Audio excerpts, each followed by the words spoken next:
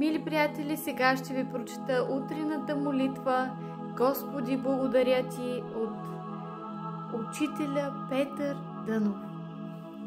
Боже, благодаря Ти, че съм останал жив, за да мога да Ти служа и днес.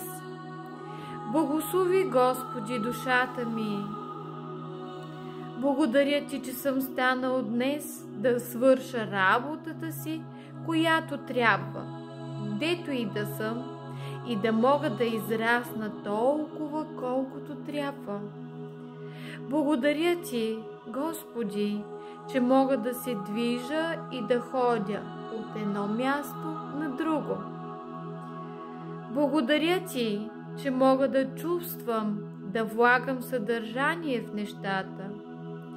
Благодаря Ти, че мога да мисля, да вниквам в смисъла на всичко, което ме заобикаля.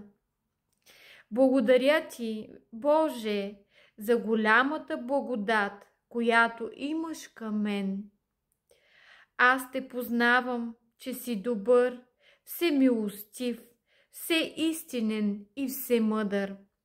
Благодаря Ти, Господи, благодаря Ти за всичко, което си ми дал и си ме научил. Амин. Бъдете благословени, мили приятели!